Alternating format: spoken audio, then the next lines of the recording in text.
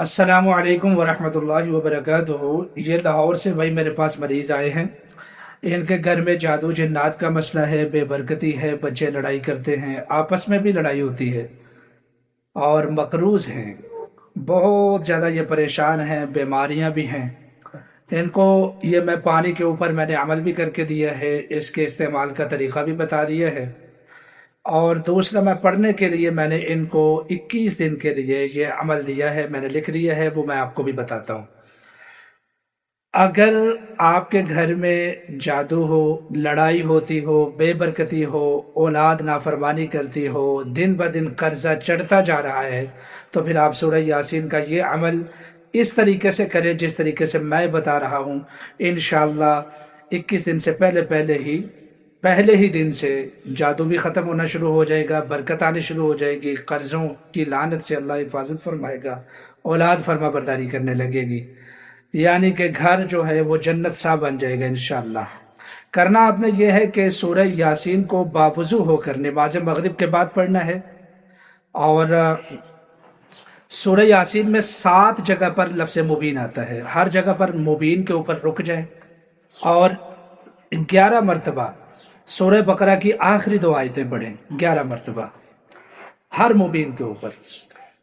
اس طریقے سے 7 مبین پر 7 مرتبہ آپ نے سورہ بقرہ کی آخری 2 آیتیں آمن الرسول سے لے کر آخر تک پڑھنی ہیں۔ آپ کے پاس پانی کی بوتل ہونی چاہیے اور سرسوں کا تیل ہونا چاہیے۔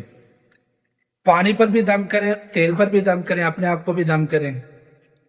جو پانی ہے اپنے گھر میں چھڑکیں، روزانہ پانی میں اضافہ کرتے جائیں، سارے گھر والوں کو پانی استعمال کروائیں، بچوں کو استعمال کرائیں، خود پئیں۔ اور جس طرح سرسوں کے تیل کو استعمال کیا جاتا ہے اسی طریقے سے سرسوں کے تیل کو استعمال کریں، البتہ پانی بھی اور تیل بھی آپ ہانڈی میں بھی ڈالیں تھوڑا تھوڑا۔ انشاءاللہ میرے اللہ نے چاہا تو ہر مسئلہ ٹھیک ہو جائے گا، جادو بھی ختم ہو جائے گا، لڑائی جھگڑا بھی ختم ہو جائے گا، برکت آنے لگے گی۔ یہ ہے قرآنی عمل، یہ قرآنی عمل ہے، بہت زبردست ہے۔ سورہ یاسین کی اپنی فضیلت ہے، سورہ بقرہ کی آیتوں کی فضیلت ہے، آپ ان دونوں کو ملا کر جب پڑھیں گے تو انشاءاللہ نور علی نور ہو جائے گا، بہت زبردست ہے۔ ان کو تو اجازت ہے عمل کرنے کی، لیکن آپ لوگوں میں سے جو بھی عمل کرے گا وہ اجازت لے کر عمل کرے۔ میں پہلے روحانیت کا جائزہ لوں گا پھر عمل کی اجازت دوں گا، اس طرح عمل کی اجازت نہیں ہوگی۔ جو عمل کی اجازت لے گا پھر میں اجازت دوں گا تو ہی وہ عمل کرے گا، اپنی طرف سے عمل نہ کرے۔